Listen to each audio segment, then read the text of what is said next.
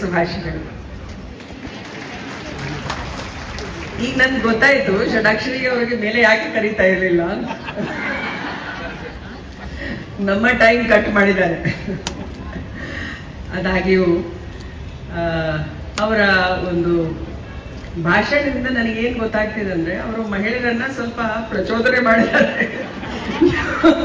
ಹೊರಗಡೆ ಬರ್ಬೇಕು ಅಂತಲ್ಲ, ಏನು ಮುಂದಿನ ಎಲೆಕ್ಷನ್ ನಲ್ಲಿ ಮಹಿಳಾ ಅಧ್ಯಕ್ಷರಾಗ್ತಾರೋ ಅಂತ ನೋಡೋಣ. ನಿಮ್ಮ ಸಂದೇಶ ಹೋಗಿದೆ, ಚೆನ್ನಾಗಿದೆ. ಇನ್ನೊಂದು ಮಾತು ಷಡಾಕ್ಷರಿ ಅವರು ಹೇಳಿದ್ರು, ಪ್ರತಿಯೊಂದು ಕಡೆ ಹೆಣ್ಮಕ್ಳ ಹೆಸರು ಇದೆ, ಅದು ಭೂಮಿ, ನದಿ, ಇದು ಅದು ದೇವಾಲಯ. ನನ್ನ ಪ್ರಶ್ನೆ ನಮ್ಮ ಸಂಘದ ಎಲ್ಲ ಸದಸ್ಯರಿಗೆ, ಎಷ್ಟು ಜನ ತಮ್ಮ ಆಸ್ತಿ ಪತ್ರಿಯಲ್ಲಿ ಕೂಡ ಹೆಣ್ಮಕ್ಳು ಜಂಟಿಯ ಇದನ್ನ ಹಾಕಿದಾರ? ಹೆಸರು ಹಾಕಿದಾರ? 100%. ಷಡಾಕ್ಷರಿಯ ರಿಪೋರ್ಟ್ ಬೇಕು ನನಗೆ. ಯಾಕೆಂದ್ರೆ ನಾವು ಮಹಿಳಾ ಸಬಲೀಕರಣಕ್ಕಾಗಿ ಜನಸಾಮಾನ್ಯರು ಎಲ್ಲರಿಗೆ ಹೇಳ್ತೀವಿ, ಯೋಜನೆಗಳಲ್ಲಿ ಕೂಡ ಕಡ್ಡಾಯ ಮಾಡಿರ್ತೀವಿ. ವಸತಿ ಯೋಜನೆ ಆಗ್ಲಿ, ಯಾವುದೇ ಒಂದು ಯೋಜನೆ ಆಗ್ಲಿ, ಅದು ಜಂಟಿಯಾಗಿ ಕೊಡ್ತೀವಿ. ಎಲ್ಲ DBT ಸ್ಕೀಮ್ಸ್ ನಲ್ಲಿ ಕೂಡ ಮಹಿಳೆಯರ ಒಂದು ಅಕೌಂಟ್ ಅಲ್ಲಿ ಕೊಡ್ತೀವಿ. ಇದು ಆರ್ಥಿಕ ಸಬಲೀಕರಣ ಕೂಡ ಅಷ್ಟೇ ಇಂಪಾರ್ಟೆಂಟ್ ಇರೋದು ನಮ್ಮ ಸಾಮಾಜಿಕ ಸಬಲೀಕರಣಕ್ಕಾಗಿ. ಪ್ರತಿ ವರ್ಷ ನಾವು ವಿವಿಧ ವಿಷಯಗಳನ್ನ ಹೇಳ್ತೀವಿ. ಪ್ರತಿ ವರ್ಷವೂ ನಾವು ಸಮಸ್ಯೆಗಳಲ್ಲಿ ಬಹಳಷ್ಟು ಸುಧಾರಣೆ ಆಗಿದೆ, ಅದರ ಸೊಲ್ಯೂಷನ್ಗಳು ಬಂದಿದ್ದಾವಂತೂ ಪ್ರಗತಿ ಕೂಡ ನಾವು ಕಾಣ್ತೀವಿ. ಅದರಿಂದ ಇನ್ನಷ್ಟು ನಮಗೆ ಒಂದು ಹುಮ್ಮಸ್ಸು ಬರುತ್ತೆ, ಇನ್ನಷ್ಟು ನಮಗೆ ಸ್ಫೂರ್ತಿ ಬರುತ್ತೆ. ಈ ಮಹಿಳಾ ದಿನಾಚರಣೆಯ ಕಾರ್ಯಕ್ರಮ ನಿಜವಾಗಿ ಯಶಸ್ವಿ ಆಗತ್ತೆ. ಪ್ರಾಮಾಣಿಕವಾಗಿ ಇರ್ತಕ್ಕಂಥ ನಮ್ಮ ಸಾಮಾಜಿಕ ಕ್ಷೇತ್ರದಲ್ಲಿ ಬದಲಾವಣೆಗಳು, ಮಾನಸಿಕ ಬದಲಾವಣೆಗಳು ವಿಶೇಷವಾಗಿ ಆಗ್ತಾ ಇದ್ದಾವೆ ಅಂತ ಹೇಳಿ ನಾವು ಇದನ್ನ ಬಹಳ ಹೆಮ್ಮೆ ಪಡ್ತೀವಿ. ಮತ್ತೆ ಅದರಲ್ಲಿಯೂ ಕೂಡ ಕರ್ನಾಟಕ ರಾಜ್ಯ ಯಾವಾಗಲೂ ಯಾವುದೇ ಕ್ಷೇತ್ರದಲ್ಲಿ ಮುಂಚೂಣಿಯಲ್ಲಿ ಇರೋದು ಅಂದ್ರೆ ನಮ್ಮ ಸಿಬ್ಬಂದಿಗಳು, ನೌಕರರ ಎಲ್ಲ ಸಂಘದ ಸಹಾಯ ಇಲ್ಲದೆ ಆಗಕ್ಕೆ ಸಾಧ್ಯನೇ ಇಲ್ಲ. ಅದಕ್ಕೆ ನಿಮ್ಮೆಲ್ಲರ ಪಾತ್ರ ಈ ಒಂದು ಯಶಸ್ಸಿನ ಒಂದು ಗಾಥೆಗೆ ಇದೇ ಇರುತ್ತೆ. ಅದಕ್ಕೆ ತಮ್ಮೆಲ್ಲರನ್ನ ನಾನು ಧನ್ಯವಾದಗಳನ್ನು ಸಲ್ಲಿಸ್ತೀನಿ. ಅದೇ ಇದು ಮಹಿಳಾ ದಿನಾಚರಣೆ ಇರುವಾಗ ವಿಶೇಷವಾಗಿ ಒಂದೇ ಒಂದು ನನ್ನ ಸಂದೇಶ, ಮಹಿಳೆಯರಲ್ಲಿ ಇರ್ತಕ್ಕಂಥ ಕೆಲವು ವಿಶೇಷ ನೈಸರ್ಗಿಕ ಗುಣಗಳು ಇದ್ದಾವೆ, ಮಹಿಳಾ ಗುಣಗಳು ಅಂತ ನಾವು ಹೇಳ್ತೀವಿ.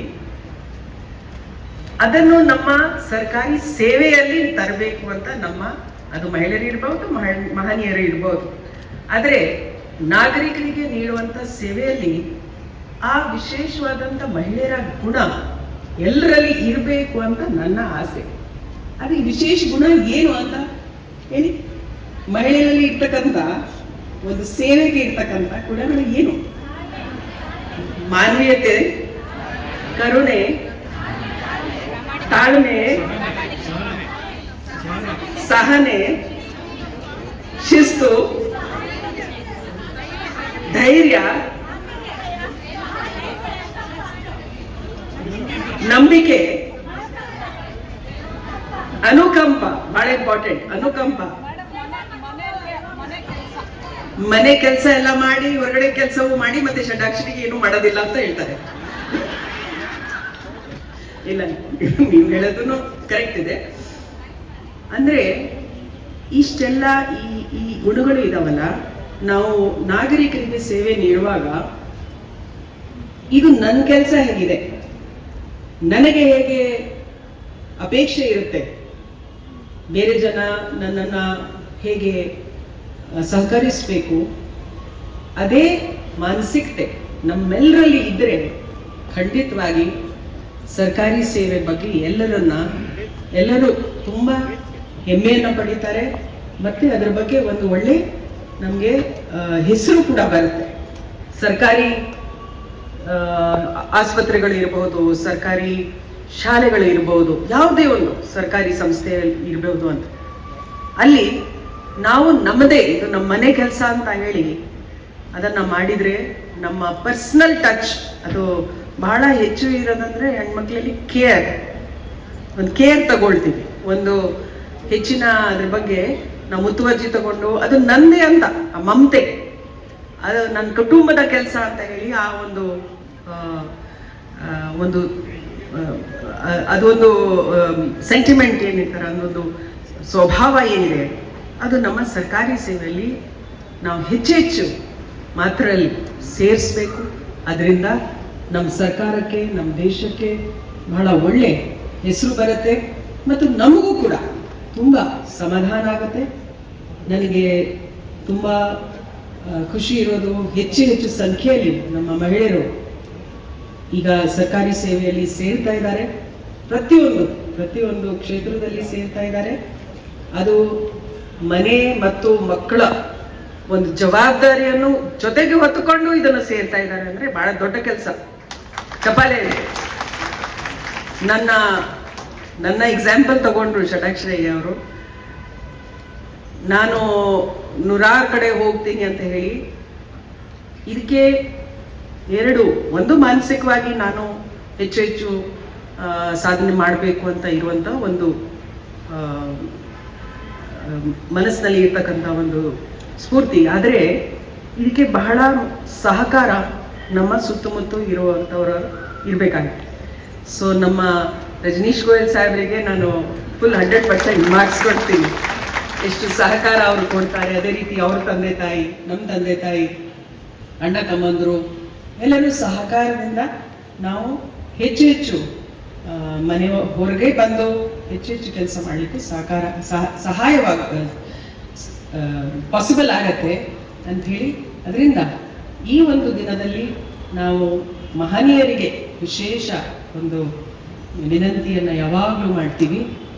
ಈ ಜವಾಬ್ದಾರಿ, ಮನೆ ಜವಾಬ್ದಾರಿಗಳು ಏನಿರ್ತವೆ ಅದರಲ್ಲಿ ಹೆಚ್ಚಿನ ನಾವು ಶೇರಿಂಗ್ ಮಾಡಬೇಕು. ಪರ್ಟಿಕ್ಯುಲರ್ಲಿ ಹೆಣ್ಮಕ್ಳು ಹೊರಗಡೆ ಕೆಲಸಕ್ಕೆ ಹೋದಾಗ, ಇವಾಗ ಜಸ್ಟ್ ನಾನು ಬರ್ತಾ ಇರೋದು ಒಂದು ಗೃಹಶೋಭಾ